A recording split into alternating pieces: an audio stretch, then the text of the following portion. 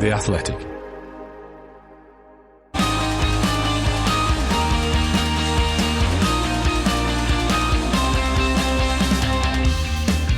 The race is on, and now the dust has settled on the 2023 season, it's time to ask what we've learned. We've picked out 7 aspects of the season to interrogate and analyse, and bring a few essential statistics into the equation. I'm Ed Straw, and joining us to look back at the most educational storylines of the year are Scott Mitchell-Malm and special guest, Sean Kelly. Well, let's get to our special guest first, Sean Kelly, who might be better known to some of you as Virtual Statman. And for those who haven't heard of Sean, you'll probably have been hearing his work for years. So welcome to the podcast, Sean. Thanks for joining us. And perhaps you can tell us and our listeners a little bit more about what you do. Thanks, Ed. Thanks for having me on the podcast today. It's a nice little way to cap the season after we've watched Max Verstappen disappear off into the sunset. My job is basically all the facts and figures you hear in a Formula One TV broadcast, whether they're on the graphics, whether they're mentioned by the commentator themselves. The vast majority of them are written and prepared by me. Somebody has to be there to keep them honest with regards facts and figures while they're trying to commentate on a Grand Prix, and I am that guy. Yeah, so we can also say you're not responsible for the misuse of some of the statistics, though, as well. Well, that's yes. one of the things with statistics. They're great, but they can be abused. You have to take a firm line, Ed. I appreciate a high standard of fact-checking at all times. And applications, of course. And Scott Mitchell-Malm, you're not averse to a statistic, are you? No, I like statistics. I share your aversion to the misuse of statistics. I don't feel like F1 has descended into football levels of misuse of statistics. I must admit, I'm not quite as tuned into broadcast as probably our listeners are, because obviously when we're working trackside, we don't get commentary piped in, and you're kind of paying a little less attention to the peripheral graphics on a broadcast, and it's more about the detail. But I can't think of any time I've heard, what's a good football comparison? It would be something like the first person to have scored points 8 races in a row when the weather conditions are like this. That's the kind of granular, like it's technically a stat, but is it really a stat? Yes, yeah, I do agree. And in fact, I am on your side, Scott, because I often say our job, or my job really, I don't really work with anybody as such, is to be like the ball boy at Wimbledon. You know, we're not the reason we're not the thing you come to see. But if we do our job properly, we actually improve the product you have come to see, which is the event itself. So our job is to supplement what you're seeing without taking the attention away. So when you come up with a stat with multiple caveats like that, it means nothing. So it shouldn't be in the show. So you've got to stick to the things that the layperson can go, oh, wow, that's an interesting statistic. You know, Lewis Hamilton just does something that no one's ever done, you know, blah, blah, blah, blah. So you want to keep it simple. But we do have anomalies like Kevin Magnussen starting from pole position in 8th on the grid at Sao Paulo last year. George Russell not getting a hat-trick, even though he started from first, set the fastest lap and won the Grand Prix. Those are things that make me see a therapist. I think my favourite one in recent years is probably, and this isn't, I think this doesn't quite fall into like the technicalities of statistics, but more so the technicality of how F1 at the time was recording stuff. And it was Valtteri Bottas being quickest in qualifying and winning the sprint race, but not getting pole.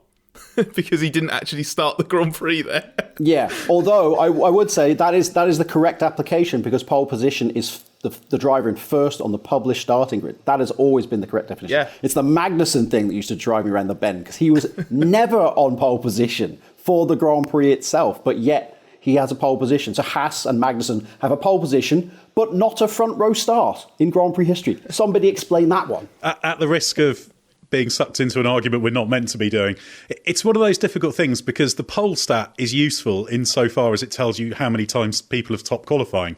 So it shows how stupid the sprint races really are, because for the pole position actual value of those statistics, the Magnussen number is more reflective of qualifying, but of course he wasn't on pole position. So it just shows, I blame sprint races.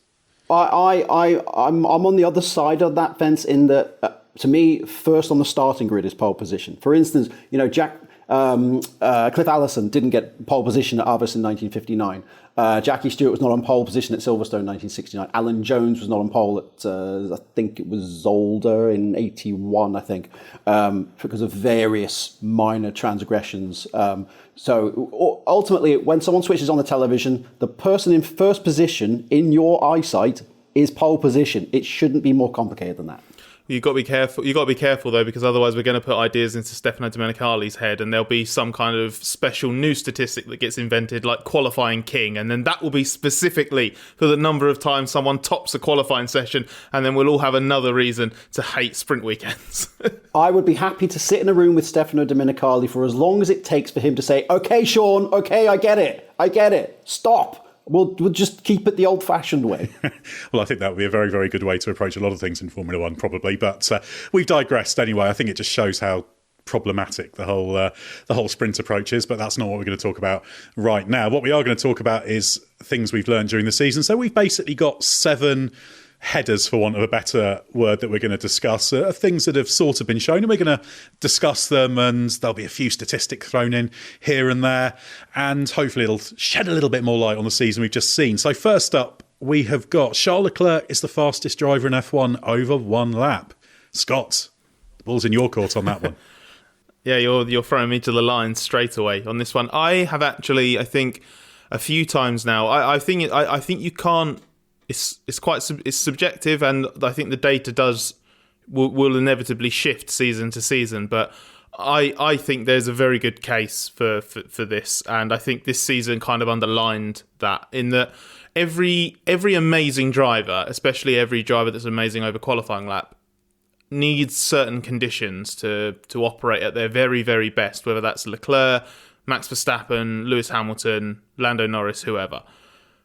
With Leclerc, I think there's an operating window for him where even if everything's not there, he just pulls this magical qualifying lap almost out of nowhere that seems to transcend the car's level of ability and what seems to be possible in that given moment.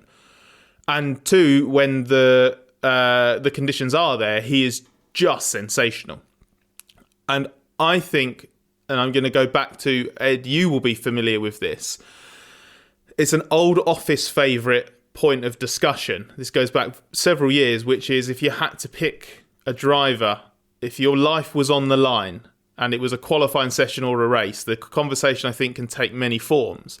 But if you had to pick a driver with your life on the line to do a qualifying lap, or do your time trial, do your qualifying session, whatever, of the current grid, I think I'd pick Leclerc. Yeah, and I think probably to an extent the statistics will start to bear that out, which is a perfect segue to Sean telling us about the numbers. Yeah. Well, the thing is with Leclerc's created the greatest dichotomy between qualifying and race pace since the dawn of the first turbo era, at the end of the 70s, the start of the 80s especially. He's failed to win his last 12 starts from pole position. That's the second longest streak in Formula One history. Only René Arnoux had a longer streak. That was his first 13 pole positions in Formula One. He failed to win before he finally won at Paul Ricard in 82. But that was often unreliability of the machinery, because of course early turbo cars tended to blow up in races. With Leclerc, well, there's been a little bit of Ferrari, shall we say, unusual strategy calls, unreliability and so on, but also just simply that Red Bull are quicker in race pace. But Leclerc is certainly blindingly quick. He outqualified Sainz 15-7 this year, exactly the same as 2022. It was 14-8 in 2021. It was 12-9 over Vettel in his first season at Ferrari. So he's always been very, very quick in qualifying, especially. That's always been a natural gift of his. And we should also say that just because a driver is occasionally beaten by a teammate does not necessarily mean that they are not a sensational qualifier. I think we were slightly spoiled in the early 90s by Michael Schumacher because Schumacher missed a gear in qualifying at Adelaide in 91, was outqualified by Piquet. He was not outqualified again by a teammate for 4 years until Spa 95, when he crashed in final practice. And by the time Benetton had rebuilt the car, it had started raining in qualifying. Even Ayrton Senna did not qualify for a Grand Prix once, Imola 1984. Now, admittedly, there was a mitigating circumstances. There was an engine misfire and a tyre contract dispute. But, he was slower than Piercarlo Ghinzani. And I never miss an opportunity to bring up Piercarlo Ghinzani in any podcast. But Senna himself, his first race at Lotus, he was outqualified by Elio De Angelis. Gerhard Berger's first race at McLaren, he outqualified Senna by 3/4 of a second, believe it or not.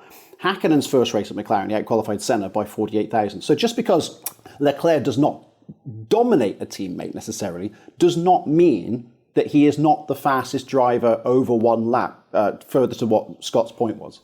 Especially because in this era of F1, and I think I would go so far as to say, especially with this type of car since we've had since 2022, there is a window of performance that just means that dominating your teammate now can just mean edging them by a tenth or two every single time, because it's so difficult to actually get the most out of it.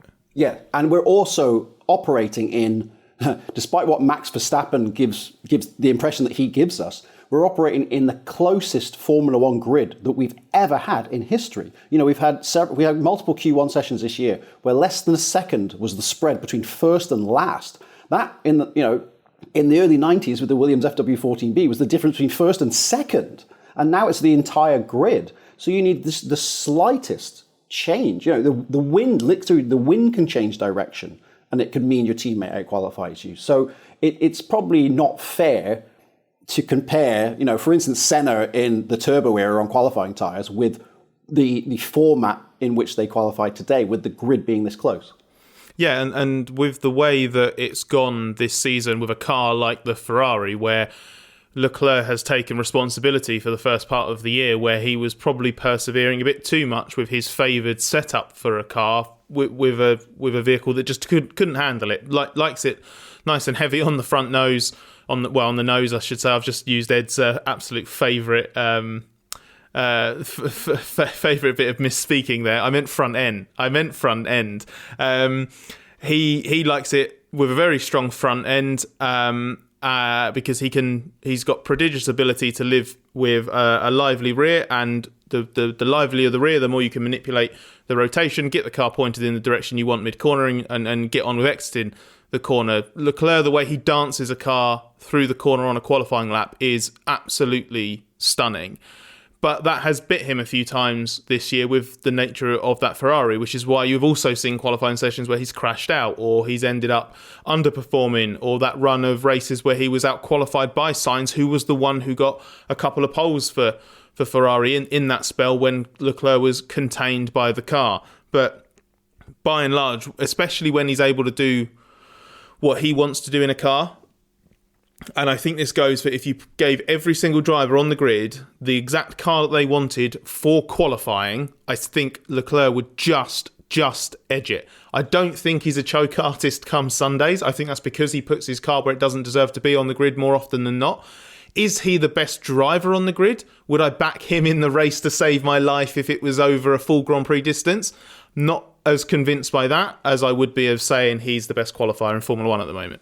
And he's also got a tremendous traction sensing ability. I mentioned before that he's very good late in the lap on tyres that are a bit over temperature, just in squeezing that last bit of grip out of them in the final traction zone. Very, very impressive skill set. But yeah, it'd be great to put him up against a Verstappen and see where that kind of tolerance for the rear instability stacks up between the two of them, because it's quite hard to compare. But yeah, certainly I think Leclerc's lived up to that this season. Let's move on now to our second one, which is age hasn't caught up with Alonso yet. Sean. Yeah, Alonso, the grand old man of Formula One, who, of course, now has fewer poles in his career than does Charles Leclerc. Just coming out of that last point, Leclerc's actually got more career poles than Alonso's got in 20-plus seasons in Formula One. But I would argue that Alonso was never, even at the peak of his powers, we never looked at Alonso as thinking, well, this man is the ultimate over one lap. Obviously, he was always really good, but we didn't look at him and think, this is the greatest qualifier we've ever seen. It always seems like Alonso was this canny performer in racecraft, and he could always come up with a way to school everybody else and keep people behind him, come up with a great result in cars that really had no business being up there. I would still contend that his 2012 season in the Ferrari was the greatest season I've ever seen by a driver that didn't win the title, because there was no way that car should have been anywhere near a world championship, and he nearly won it. So he's always been brilliant in race pace. But Alonso now, where is he now? 42 years old. Probably thinking to himself, where did his career go? I mean, Verstappen in the last 2 years has won more races than Alonso's won in his entire career. So he must be thinking to himself, where did it all go wrong? I've thrown away quite a lot of my career with bad career moves and bad political shenanigans. But he is doing something that we haven't seen really in Formula One in living memory. Jack Brabham won the first race of 1970 at Kyalami. He was a month shy of his 44th birthday. Now, since then, only one other race has been won by a driver over the age of 40. Do you gentlemen know which race that was? Over the age of 40. Starter for 10? Oh, Mansell. Yes, there it is. Nigel Mansell at Adelaide in 94. He was 41. That was when he took his last victory. Now, so it's a very unusual thing, in fact, almost unprecedented for a driver over 40 to be winning a Formula One race. With that said, Alonso scored 8 podium finishes this year compared to 10 podium finishes scored by all other drivers since the end of 1970. So Alonso scored almost as many podiums as every over 40s driver in the last half a century. In fact, before Alonso this season, only 4 races had been led by a driver over 40 since 1970. That was Lafitte at Detroit 86, Mansell aforementioned, and Michael Schumacher led 3 laps at Japan 2011. Now, Alonso only led 3 laps this year, admittedly. That's less than Yuki Tsunoda led this year. But still, nonetheless, it is a renaissance for Alonso. It was his best championship result of the hybrid era. It's amazing that he's still never won a hybrid Formula One race. He's been there so long. His last Grand Prix victory was in a V8. But yes, it hasn't caught up with him yet. It really, there are arguments that there is a decline in the performance as you get older, but also a decline in the type of car you get to drive. Of course, Mansell won his race in 94, driving the car that won the Constructors' World title that year. So, yeah, in a way, I suppose Alonso was owed a fortuitous career move. Finally, he moved to a team at the right time after a succession of badly timed moves that set him back into the midfield. And I'm convinced that wasted decade almost is part of the reason why he's still going and he's still determined to. I remember some years ago, I put a cover line in Autosport in a feature about Alonso. I didn't do the feature, but I did the cover line and it was wasted talent. I got a bit of stick for it, but it was just because even quite some time ago, it was clear that he just wasn't getting the results that he was capable of.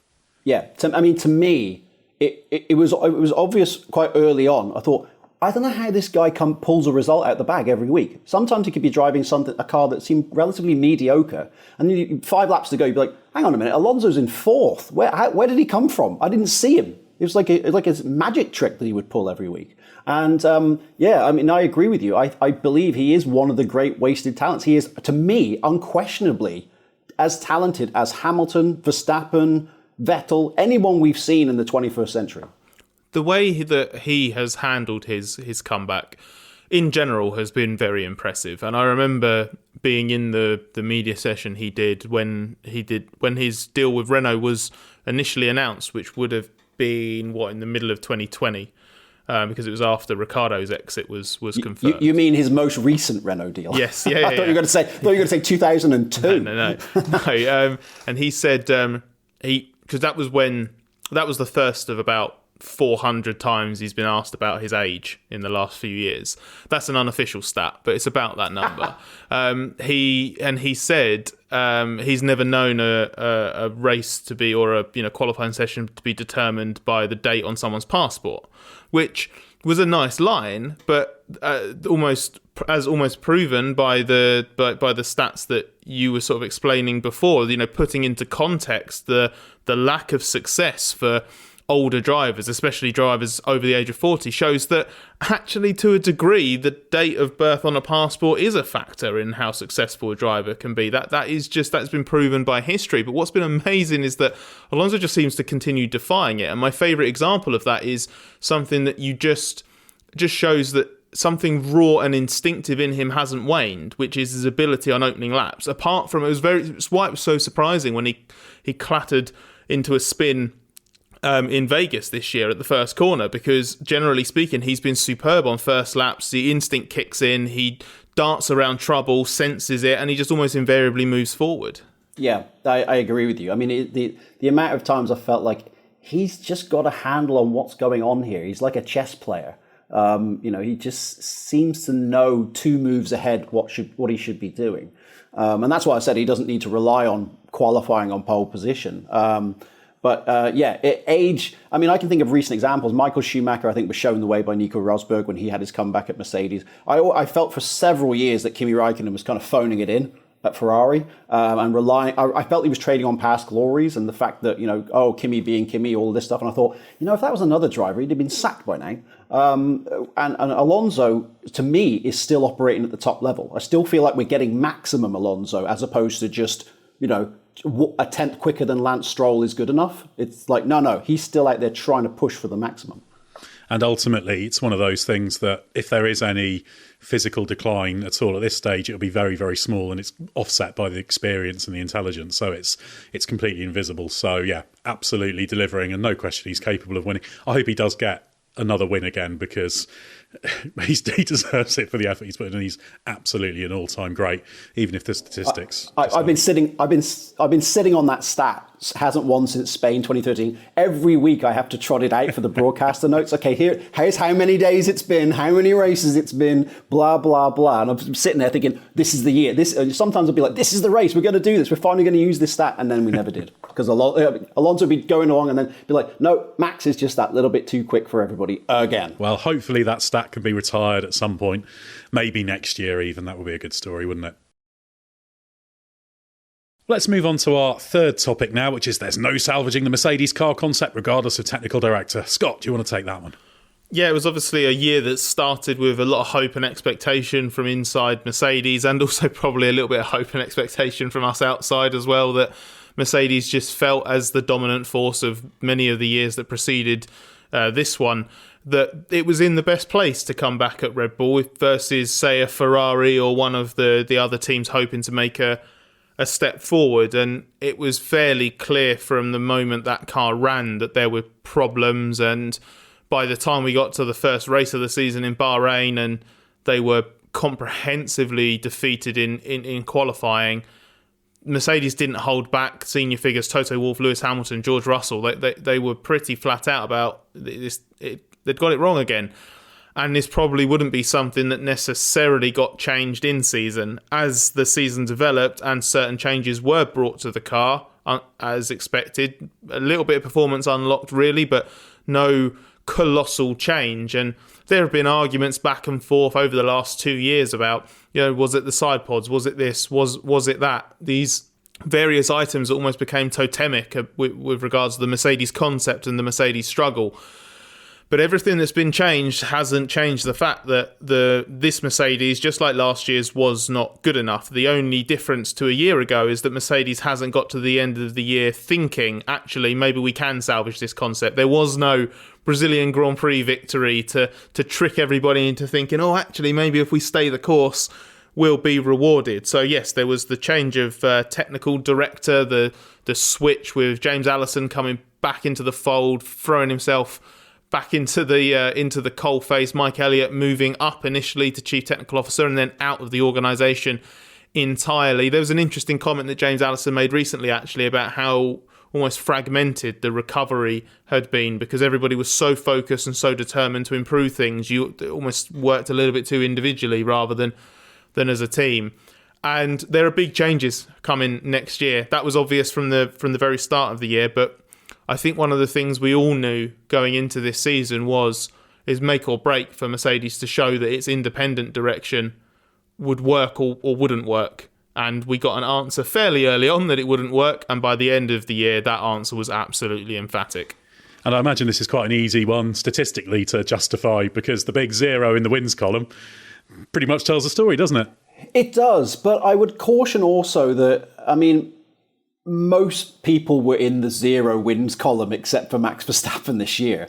And although they're bad by Mercedes standards, they're still not that bad, because they're still they're second best in Formula One this year in the Constructors' Championship. And to me, if anything, the struggles that they've had in the last couple of years do validate the immense job that they did in winning 8 consecutive constructors titles. It sort of proved that, it's not a foregone conclusion that every year you're going to win this forever. It's like, you've got to stick at it. Nothing's guaranteed based on your previous successes. And the other thing I would say concerning Mercedes is it's not necessarily a car thing, but the motivation of Lewis Hamilton, who has had the career, arguably, that Fernando Alonso should have had if he'd made the right career moves, with 103 wins and 7 titles. It amazes me that Hamilton still has the motivation to be doing this, Because I understand that Alonso would want to get out there and sort of prove, no, I was good enough all along. You know, Hamilton's done that. I mean, Hamilton could have packed it in after Abu Dhabi 2021 and said, you know what, that's enough for me. The fact that he's still in there sort of digging away and trying to make a bad car good, to me, is almost as impressive, certainly psychologically, as when he was just winning everything. Because it's like, guys, I don't need any of this. I've got, $1 billion in the bank. I've got 100 wins. Why do I need to be contending for 5th and 6th on the grid? So I do think one of the things that come out of it is it's so impressive to see Lewis Hamilton still going 10 tenths, trying to find a way to win. Yeah, I think there's no doubt that he'll be absolutely a force once in a race-winning car again. The Mercedes thing is very interesting because by their own admission, James Allison says this, one of the things that caught them out was the fact that they put all their problems down to the porpoising and bouncing last year. And they thought once that was troubleshot, they were fine. And they weren't listening to the drivers enough about that entry instability that they thought was purely down to the porpoising, but was actually about something else. So there's all those things. And that's why they didn't respond as much as they should. And that's why we say the car concept isn't salvageable. They're going to have a brand new car next year, some big architectural changes with the monocoque and the gearbox and the rear suspension and all that kind of thing. So the big question is, can they change it right? 'Cause it's one thing to say they need to change it. They've edged in that direction as far as they can, but will they get it right? And then can they develop it? That's the big question. Yeah, I mean, it was, sorry, not to interrupt, just to end the point there, Ed. We've at least seen from Aston Martin and McLaren that you can make that jump. So we know that it's in the ether. It can be done. Absolutely. And the more people who've got race-winning cars, the better, because the more exciting the racing is. Let's move on to our next one now, which is Oscar Piastri has elite speed. Sean, this sounds like a good one that will lend itself to some numbers. Yeah, well, of course, Piastri came into Formula One this year with McLaren. I think he's made a very positive impression. I mean, he's a super cool dude. I mean, he's not very demonstrative. He's calm under pressure. He's just calm all the time, it seems. I think that tutelage of Mark Webber has really helped. I've spoken to Mark a lot about it this season, about he felt like he didn't really have to teach him anything about racing. He wasn't even interested in management, but because it was Oscar Piastri, because he knew Piastri was the real deal, he wanted to get involved. So that said it all right there. Now Lando Norris has never been out-qualified by a teammate over the course of an F1 season. Oscar Piastri out-qualified him 7 times this year, which is really going well for a rookie season against someone who's a pretty seasoned campaigner now in Lando Norris, who's very established at McLaren. With that said, he did it 7 times this year. I mean, Daniel Ricciardo out-qualified Norris 8 times in 2021, so make of that what you will. Sainz out-qualified Norris 8 times in 2020, so he's certainly at least par already as a rookie. Most of what McLaren achieved this year came after Austria, or from Austria onwards.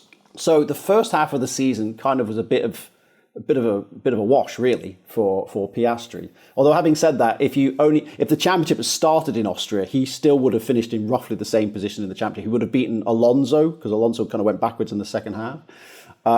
But first rookie since Lewis Hamilton to take multiple podium finishes in a rookie year. And we had that oddity. I mean, we were talking about statistics that make your head spin. Lusail, the sprint in Lusail, Piastri became the first driver to win a Formula One event of any description from pole position, not driving either a Red Bull, or a Mercedes or a Ferrari, since Lewis did it at Monza in 2012 in a McLaren. It had been a long time since he had done that. Now, whether or not Piastri has elite speed, well, he won on his F3 debut back in Austria 2020, when we started the COVID season. But he only won one more race that year, and he beat Logan Sargent and Teo Pourchaire in a last round shootout. And you might look at those names and think, well, I don't know. I mean, what do you think? In F2, he won on his debut weekend, but he didn't really start to become convincing. He made a breakthrough some point in mid-season in F2, and then he took pole at the last 5 consecutive feature races. Now, that to me is a big, I don't know what you call it, a green flag, I guess, of his ability, that he could just, he was obviously at that point too good for F2. But I did think to myself, well, he might need a bit of sort of bedding in, shall we say, in F1. It might not be an immediate hit, because he wasn't that in F2, but he came round to it and he became great. And I think in the second half of this season, we saw the same thing, because, I think Norris was kind of showing him the way. But there were definitely times when he had the upper hand on him at times in the second half. What do you guys think? Well, I think it's fair to say that Piastri would have exceeded everybody's expectations externally and even internally within McLaren for how he performed this year, because the progress through the junior categories, we've talked about Piastri a few times on this podcast, and if memory serves, I think we did a bit of a deeper dive into him during the summer break. That F3 and F2 back-to-back success came in very, very different ways. The F3 season was rooted in racecraft and just superb driving in the races themselves, after what Piastri acknowledged and admitted actually was one of his weakest seasons in terms of qualifying. He really struggled. How many times have we heard this? A driver coming into one of the F1 feeder categories and really struggling to get the peak of the tyre in qualifying. That is what he knew by the end of the season was his biggest weakness. And stepping up to F2, he knew it would be something to address. Difficult to do that straight out the blocks in Formula 2, but he chipped away at it, and it was getting on top of that which led to the run of poles that you were talking about there, Sean. And it's that same quality that has underpinned everything he has achieved this year. There's clearly great ability there. Over one lap, over a race distance, that's the part that gets a lot harder to do in Formula 1, as he's discovered this year. That ability is there, no question. What he has to augment that is a stunning work ethic and an ability to process stuff in real time. That means whether it's between runs on track or once he has come out of the car and debriefed with his team and goes back later that day, later that session, or the next day or whatever. And as McLaren often refer to it, he cashes in on those opportunities to improve. It's what he did in F3, it's what he did in F2. He's done it straight out the blocks in Formula 1. And I just think that is a fantastic foundation for a Grand Prix driver. And to me, the most impressive thing he did was put it on the front row at Suzuka this year at his first visit. I mean, out-qualifying Lando Norris, I thought, wow, okay, well, if you can master Suzuka at the first attempt, that's going to make anybody sit up and take notice, because that's not... I mean, that's one of the ultimate driver circuits. It's certainly not nobody could ever accuse that of being a point and squirt sort of thing. I was going to ask both of you, actually, because Sean mentioned the Qatar sprint race win. To me, that's the first example we've had of the sprint requiring almost a new stat category or something to be created, because I have seen a few people refer to it as his first win in F1, which is it's technically correct, which we all know is the best kind of correct, but it's not really a first win in F1, is it? Because a win in F1, a first win in that's a Grand Prix, isn't it? So how do we frame because it's never happened before. No one's taken their first win in F1 in a sprint. So well, I would say also George Russell got his first win in a sprint as well. True. The day before he won in Sao Paulo. Of course he did, but then negated it 24 hours later, so I didn't have to worry about it then. Yeah. So you do have this anomaly, and I do agree with you that this should be categorized separately. It should not be conflated with a Grand Prix. It is not a Grand Prix distance. It is not the primary event of the weekend. It's not what we're building up to. It's not where you get the majority of the points. It should be categorized differently. But, he does go in a category with people like Keke Rosberg, in that he won his first Formula 1 event in something other than a Grand Prix. And in a Theodore of all things. Yes, if Piastri could win a race in a Theodore, then now we're talking. Now we're getting into the long grass, the type of long grass I enjoy wading into with statistical history. I want to. We were sort of getting ahead of ourselves in the running order right at the beginning, and I don't know. Ed might well have some more Piastri nuggets to deploy, but we've almost again segued into like another thing that we wanted to talk about, what we've learned, because we just in this conversation from the very start of this podcast, we just keep coming back to the sprints and the problems caused by the sprint format. Well, I was going to serve this one in your direction. The current sprint format doesn't work. I think you can probably justify that one quite easily, Scott. Yeah, I mean, I had less of an issue with it initially at the start of the year. I didn't. For me, the idea of what kept being, I think, just trying to be pushed on everybody as like Sprint Saturday, it didn't offend me too much in terms of breaking up the race weekend, mainly because since the sprint was introduced, I've found sprint weekends really difficult to follow. Like, it just, everything happens when you're on site at the event. Like, it's really kind of quick fire, and I must confess it's a blind spot for me how you would follow that and what that experience is like as a fan, because I've never had to follow a sprint weekend purely as a fan. I've followed Grand Prix weekends as a fan years and years and years ago, but I've never seen this through any other prism other than working it, you know? So at the start of the year, I was thinking, it's just a small tweak. I'm not really going to notice that much of a difference.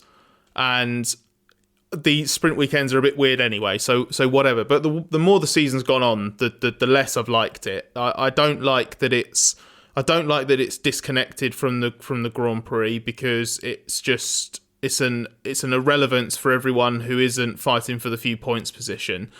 I don't like the division of the weekend. I don't like that Parc Fermé gets locked in after Friday practice and then is set for the rest of the week. I like elements of that, but there's something about it that I just feel is a bit unnecessarily restrictive, because while I personally don't get massively overexcited by the technical side of F1 in terms of I'm not following it for the setup tweaks a team makes through the weekend, but there is something slightly strange to me about sending the best teams out there and not letting them get the most out of their cars. I appreciate it's a fantastic engineering challenge, and you might argue that actually that is something grand in its own right.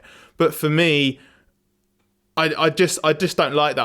I don't want to see several times a year basically teams getting kind of tripped up pointlessly, and especially if it leads to stuff like disqualifications because planks end up being worn away too aggressively, and that ends up being purely because you've only got one 60-minute session. So there's just a few things about it that I think kind of sucked, to be honest, especially because the sprint in its limited form, it is just a watered down version of the Grand Prix anyway. So it's not like this format, it's just a slightly weird packaging of a fantastic thing in its own right. I think the sprint's perfectly fine, but it's absolutely no more than that. Do you have a statistical take on this, Sean? It's a tricky one. Maybe there's a left field way to approach it. I don't have a statistical take. I actually have a more sort of human take, if you will, rather than looking at the numbers. I totally agree with Scott. I find that when we are doing sprints, I find it much more difficult to get my rhythm of the weekend. If you know, the three of us, I'm sure, understand our rhythm, our work rhythm of how we handle the weekend, when the workload is going to happen, what exactly we're going to focus on. I feel like we're kind of throwing a curveball with the sprint, because I don't know what you want me to say about SQ1. I mean, you know, there's nothing much to say, is there? It's not really a setup thing. It's just go out there and do a mini version of qualifying, which by that point we've already seen it once. So yeah, I totally get that, and I totally agree that the sprint as it stands is basically it's just a run through of the first segment of a Grand Prix. With that said, it is improved in that we've gotten away from the nonsense of, you know, pole position is the guy who's fastest on Friday, then we have a sprint and we juggle the grid up, and the guy who's on pole position might not be starting from first on the grid. We uncoupled that after 72 serene years of having no problem at all with it. Finally, we got rid of that bobbins and got back to, okay, normal. Forget that. Sprint is now standalone. But now is the problem of dealing with its relevance to a weekend. Now, I actually think one way of doing this, and this is not very on brand for Formula One, and I don't think they'll ever do it, is if they removed like the fuel flow limits and regulations for Saturday. So then you want to call it a sprint? Use all the power you got, guys. Now you're at maximum power for just this day. So you qualify standard for a Grand Prix, you race standard for a Grand Prix, but on Saturday, you can use everything you want at the trade-off of you might blow that engine up later in the season because you've overused it. But is it worth it to get a couple of extra points in the sprint? Is it worth a glory run for Haas to get on the podium, so to speak, in a sprint and further complicate my life by having a podium in a sprint but not a Grand Prix? That would make the sprint more interesting. It would also make sprint qualifying quicker than conventional qualifying, which kind of parlays into the name, sprint qualifying. So that, to me, would be quite interesting, because that actually has a knock-on effect on everything you do in the Grand Prix and the rest of the season, because you have to trade off the life of the components to think, well, could we get a couple of extra points here or something a bit more headline grabbing? You know, that would add to the intrigue to me, but I don't think they'd ever actually do it.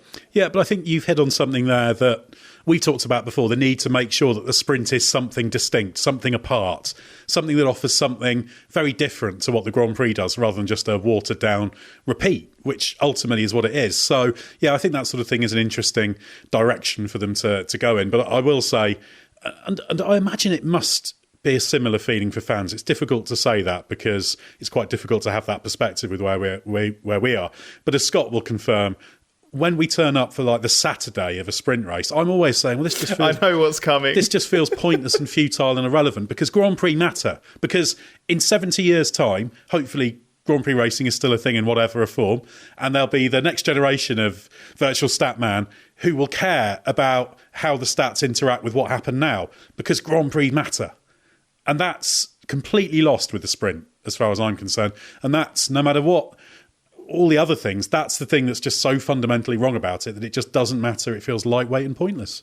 And the fact that you often don't know what time a session's happening, and you're often quite caught out on a sprint weekend, but you're just like, hang on, isn't the sprint race about to happen? Oh no, it's Friday. It's Friday. You can guarantee that at some point I'll be confused as to why the pit lane isn't open for the sprint, and then I'll remember a few minutes later, oh, it's sprint qualifying, isn't it?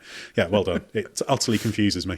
Yeah, I mean, I obviously have to write content for the broadcasters after a qualifying session. And on a conventional weekend, obviously that's Saturday night homework job back at the hotel room. When it's a sprint weekend, I always sit there on Friday night thinking, well, do I really need to do this tonight? Or should I do it tomorrow after the sprint? Because what if there's penalties after the sprint and it affects the grid? I'm not sure, do you need it? Because we're not going to talk about this on Saturday, are we? We're going to talk about it on the Grand Prix. So yeah, I'm similarly, I understand why they want to do this, because it does give us Friday back. It does make Friday more relevant as opposed to just running around practice all day. I get it. Those of us who are old enough to remember when there was a Friday qualifying and a Saturday qualifying, yeah, totally understand. It's better for the spectators. There's something to play for and so forth. But yeah, it is. I would caution that I never, before the introduction of sprints in 2021, I never ever met a single fan who said, you know what would be great? Sprint races. I never met a fan who said that. I only ever met executives who said that. So yeah.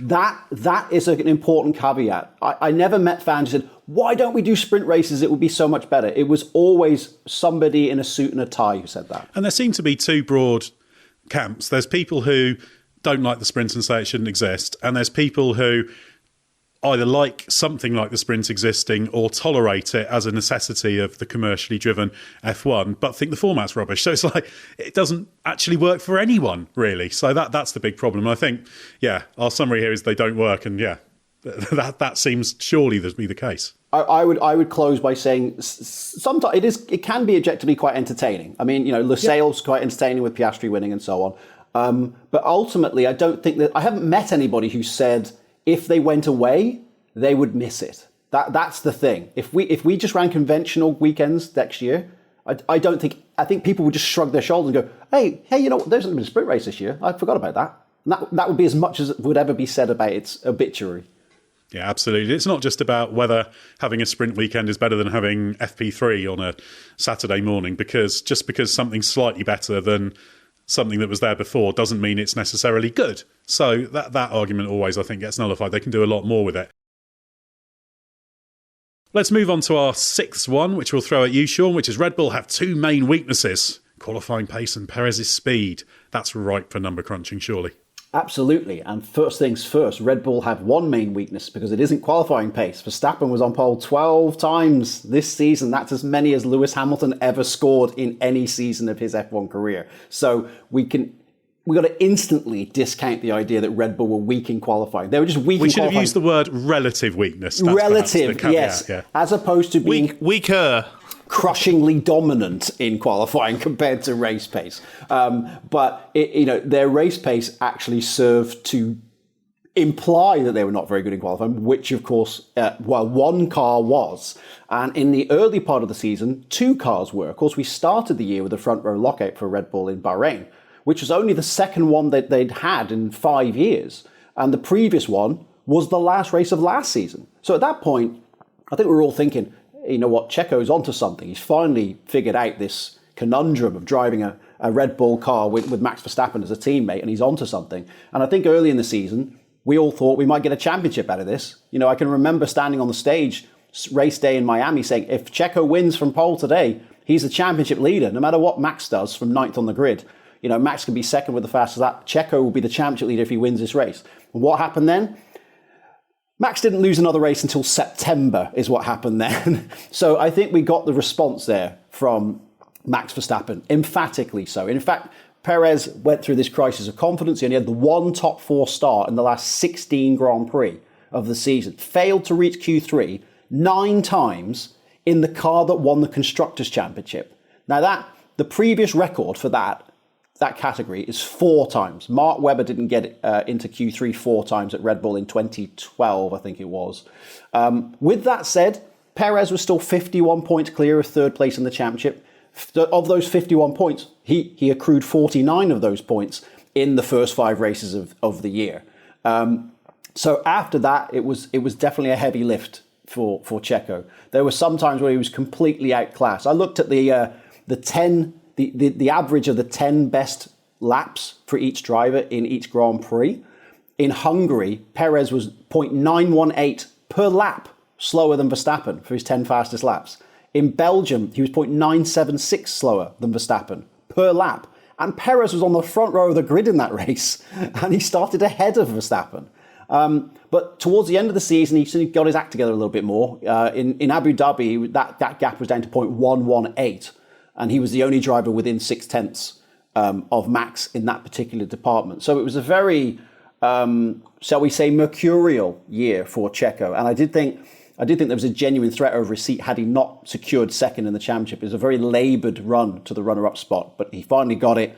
And at that point, you can sort of make the Mercedes argument for when Bottas was being shown the way by Lewis and they were finishing first and second in the championship. Well, why change anything? We're 1-2 in the championship. Well, that's the whole point of us being here. It was only once Max became an effective opponent to them in 2021 that they felt the need to make a change at last. Yeah, the interesting thing is, to go back to that qualifying relative weakness, let's say, the thing I find interesting about that is it's basically because it's difficult to fire the front tyres, basically, to build a temperature into them. So you've got the front end for the start of the lap. That's the big challenge. And that's actually a virtue when it comes to race stints in terms of how hard it's working its tyres. So it's very easy to say, oh, well, if they can make the qualifying pace as good as the race pace, then they're going to be on pole by 5, 6, 7 tenths every single time rather than it being a bit closer. But those things are not unrelated. So even if you say, right, it's a relative weakness, it's actually part of the global strength of that car. So I guess that's the interesting thing. Scott, I guess if you're Red Bull, you'd be looking and say, well, it'd be nice to improve that. But actually, you don't want to compromise Sunday for Saturday, do you? Because then you risk having a Ferrari, which is a nice Saturday car over the last couple of years, but not the car for the race. Yeah, and the way to handle it is obviously ideally is if you've got a big enough Sunday advantage, can you give yourself a little bit more on Saturdays without costing yourself races on Sundays? And I would suggest that some of the winning margins for the Red Bull in Max Verstappen's hands this season would suggest that you could probably take a bit away from Sunday to help your Saturdays. It's not that easy though. You don't have like a scale in front of you when you design the car and go, oh, maybe we can just tip it a little bit back more towards qualifying. It'd be nice if you could. I think Haas is probably massively weighted in one direction if you did have it in that way. But the way Red Bull kind of have to look at it is if they come under a bigger threat next year, let's say it's just in a relative sense. So it's an equal closing of the gap across Saturday and Sunday. They're going to be more vulnerable in qualifying, and they might still have the fastest car in the race, but are they going to have the fastest car by a margin to make up the places that they potentially lose on the grid on Saturday? Because that's why you have to stress it as a relative weakness, because the number of poles this season is still a pretty silly number of poles for one team or one driver to get in one year. But it's not as absolutely outrageously silly as the number of wins that Verstappen and Red Bull had in 2023. So clearly they weren't quite as effective on Saturday. And it's such a ridiculous thing to say when the numbers are so high that they weren't quite as effective. But that's why you frame it that way. And I think the sort of Checo element feeds into that, because you've got a car that's not perfectly set up for Saturdays but is set up brilliantly for Sundays, and a driver who isn't particularly, Perez is not one of the best qualifiers in Formula One. He's probably one of the weaker qualifiers in Formula One, but he's a fantastically reliable operator on Sundays when he has the car underneath him to be confident and drive the way that he wants to. So while Verstappen is potentially in a situation where he can offset or work around the limitations of the Red Bull in qualifying and get so much out of the car that he is at 100% of what the car's capable of in qualifying, and then is excellent on Sundays as well, Checo ends up in a much worse place on the grid because the car's not great, he's not great, and then he's doing damage limitation on Sunday. And if they are under pressure next year, they can't afford for both of those things to be the same as they were this year.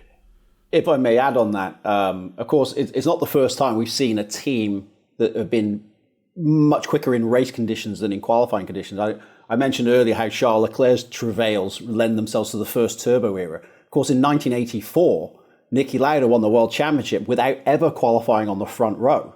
So, it's something we've seen before in Formula One, where a team could weight their car towards working in race conditions, because of course that's where you get the points. So, in a way it bears resemblance between the MP42 McLaren and the Red Bull RB19, with about almost the same number of race victories. If you have a look at the MP42, over 3 years, I hasten to add, scored something like 22 wins.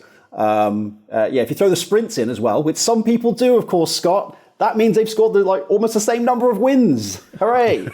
Convenient when you want to just adjust the stats to be wonderfully elegant. Exactly. But, no, that's exactly. Not many people have compared those cars, so I like that. I always like those kind of connections. Always an interesting one. Let's move on to our final point now, Scott, which is that the current rule set isn't working as hoped. Yes, there are two elements to this. One which actually has already been covered off, I think, already in the podcast, which was the thing Sean mentioned earlier about the closeness of the field, because that was actually one of the goals in the rule set, and I think we can say that has been achieved, with the exception of Verstappen. It's about 1.5% on average over the season on dry pace, from front to back, which is very tight. So even though the championship table and the way that the wins were quote unquote shared out in 2023 would suggest that it's not closer than ever, it is, and that has been a success. What hasn't worked is that the racing, the ability to follow, it has taken a step back this year. It's not that the rules were introduced in 2022, worked okay, and then stayed okay for this year. There was a regression. It was noted early on. The FIA felt that, I think it was the aim was to try and, because I think in 2021 you were losing half the downforce when, was it 3 car lengths behind the car in front or something like that, and then I think the target was to take that down to about 15-20% if possible for the start of 2022, but it's at around 35% now. This is what the FIA observed in the first half of the season, and they feel that it was about broadly the same by the end of the year. So it didn't get worse through the season. There was just the way that the cars did change a little bit, but the reality of what the rules allowed through 2022 and then how teams interpreted that and pushed the designs as far as they could for the second year of the regulations just made things worse. So the feeling is that the dirty air's got a bit worse again, and the way that these cars generate their downforce, with the exception of the Red Bull, I think, they're just not, they still aren't set up to produce their downforce massively efficiently in the wake of another car, and that is disappointing, because obviously it was a big sell of the new regulations, and I would say that I don't think too much has been sacrificed in order to achieve it. It's not like it's the reason we have 300 kilo heavier cars or something silly like that. But it is disappointing when it was, the most researched set of rules in F1 history in terms of how prepared the FIA and F1 tried to be for it. And for it to have been unpicked by what the FIA basically admits are some loopholes that they've since found, maybe they could have closed those, but they didn't clock them soon enough. And also, they're probably going to leave those loopholes until 2026. So this is kind of what we're going to have for the next couple of years. That is a little bit unsatisfying, because I don't think anyone was expecting Formula One to suddenly become a Formula Ford 1600 race at Silverstone National. But I think we were all hoping for a little bit better than what we saw at a lot of the time this year, because there were still some good Grand Prix. I think there will always be some good Grand Prix through the season, even if the rules absolutely suck, which they definitely don't at the moment, but they're not working quite as well as hoped. Yeah, I think it's a question of, it's a bit like the FP3 on sprint weekends thing. It's better than it was before the rule change, but it's not better by enough, and that gap is closing and is closing again. So yeah, that's the thing. I mean, there's all sorts of statistical approaches you can take to this, Sean. Have you had a look at it? Is this going to be one of those ones where the dreaded overtaking stats get involved? Because I always find them a dangerous one, but worth looking at. Yeah, they're worth looking at, but I was going to caution. I sense your cynicism there, Ed, and I was going to caution that overtaking stats can be tremendously influenced by the grid positions of the leading drivers. You know, if Verstappen's starting 14th, there's a good chance you'll have 13 on-track passes in the bank there, compared to being on pole position. Also the timing of a safety car can influence, who's going to be on new tyres, what likelihood there is of overtaking. The weather, obviously, and the best example of weather changing things was Zandvoort. Zandvoort last year, which was actually a reasonably competitive race, if you remember. The Mercedes guys nearly ended up finishing 1-2. There was only 18 on-track passes in that race last year. This year, we had rain at the start and rain at the end, and it went up to 112, which is the most in any Grand Prix since 2016. So that shows you how quickly weather can influence these things. And then you've got other things like track changes. At Abu Dhabi, we used to beat up on Yas Marina for being terrible as a racetrack. The first race on that new layout in 2021, they only had 20 on-track passes, one of which, of course, you might remember, decided the World Championship. But last year it was 53. This year it was 60. So it's worked well at that track. So some areas it's actually gone quite well. Here's the staggering thing.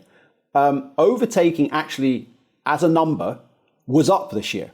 The average per race was 39. Last year it was 36. That's the highest that we've had since we moved away from the 1800mm cars at the end of 2016. And once you move to these wider cars with bigger wings, it's the highest number of on-track passes we've seen per race. Now, it is influenced by the Zandvoort number that I mentioned, which is abnormally high, even in any situation. Over 100 is very unusual. And also the fact that we had over 80 in Las Vegas as well. So it is tilted by a couple of outliers there. And that doesn't necessarily mean we can't look at that number and say everything's great in Formula One, the numbers are up, we're all happy, because that's not the true picture that we're getting. But it's also not absolutely awful either, and we should be careful, particularly those of us who have been watching Formula One for decades, to not sort of say, oh, it's all gone to pot, it's, Formula One's rubbish these days. I hear that from a lot of people, and I always say, I don't think you remember watching Formula One at some point 30 years ago, and it would be literally like watching one guy a minute ahead and lead and nothing happening. Nowadays, we might still have one guy a minute ahead, but we've got lots of other things going on around the racetrack that actually are interesting battles. Sean, do you and your fellow members of the League of F1 Statisticians need to get in a room and actually hammer out a consistent method for counting overtakes? Because I'm not calling your method into question here, but I have seen 2 or 3 sets of numbers for overtakes this year that produce different numbers for different races. So why, in as short an answer as possible, can statisticians not agree on what counts as an overtake? Simple answer is that there is not a finite situation. For instance, are we counting the first lap of a race? Are we counting the GPS position of the car, or are we counting the position at the finish line? Are we counting if a car gets passed and then repassed on the same lap, so that they're in the end of the lap in the same position they started? Is that 2 on-track passes or 0 on-track passes? Well, all those definitions change. Was there a mechanical fault with the car? Did the driver run off the track? All of these things get taken in. So what you end up with is a situation where there's human influence on the number, as opposed to number of wins or number of poles. It's like, okay, this is the definition. Only one person gets that. With overtaking, it's much more of a broad brush. So different people and different outlets will give you different numbers. Generally speaking, I follow the theory of we discount the first lap because the first lap's chaos theory, and we discount situations where drivers were, hobbled by mechanical dramas or went off the track. It has to be a legitimate pass, and it has to stick, i.e., they have to actually cross the line at the end of the lap ahead of another driver. So I do take your point. You can get different sources that have different numbers, and some look, let's say, very excitable. Some of them look like a hell of a lot of overtaking took place when maybe, when you're watching at home, you're thinking, I don't remember it being quite that exciting. So generally I try to stick to passes that hold and are legitimate passes in a normal on-track battle. I'm going to very, very quickly read out something that I've just dug out from 2021, which is when I wrote a piece explaining. Do you remember when F1 introduced the overtaking award? Yes. And I actually, because I remember asking, can you send me the criteria for it? Because of exactly what you've just explained there, it's so difficult to actually nail it down. So what's it going to count as? And I would suggest, based on your answer there, I don't want to give you too much credit for this, but it sounds like you might have had some influence on what to count here. I wish I had. So basically, they said that they intended to use the timing loops around the track, the mini sectors, basically to determine whether a position had changed. It must happen with both cars on track. So a car in the pit lane, whether that's entry or even exit, wouldn't count. They would only register passes made by drivers on the same lap as each other, so passing lapped cars wouldn't count. And if a car retired or went off while not in battle or had an obvious technical issue, that wouldn't count either. That feels to me like quite a robust and quite a nice set of criteria actually for determining whether an overtake counts. Yeah, I would agree. That's pretty good. That's pretty much the way I would define it. With overtaking in mini sectors, obviously you need the full timing and scoring, which over to you, FIA and F1. You'll have to give us that data yourselves. That is pretty good. And I would also say that when we talk about record numbers of overtakes, we should caution that overtaking data has only been logged since the start of 1983. So we can't look at Monza 1965 when there was something like 45 lead changes in the race. We don't know how much overtaking was done in races back then. So everything we're working with is 1983 onwards. And ultimately, there's a difficulty in using that in isolation as a metric, as I said. The interesting thing is, though, with this question on the current rule set is there's a limit to how much you can calm the turbulent airflow because of the laws of physics. And there's other factors, the tyres being very temperature sensitive. Qatar, where they were forced to make the 3 pit stops, showed that you can follow and push if you don't have to worry about the tyre life so much. So there's other factors in there, but certainly it's a thing that everyone's always trying to improve, and it's sort of been a part success, but not the success they wanted it to be. Let's put it that way.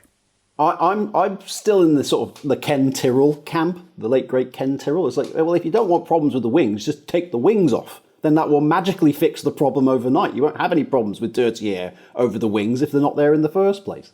Well, there's a way of doing it.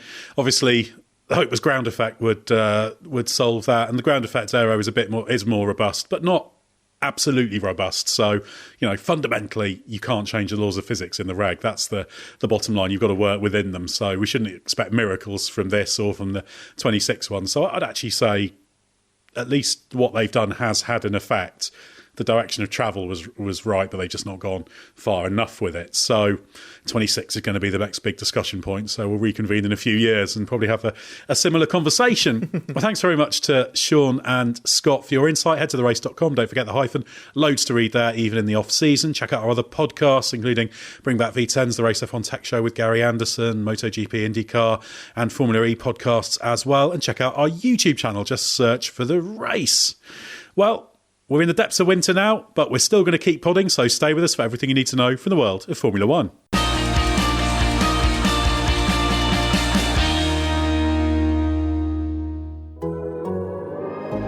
The Athletic.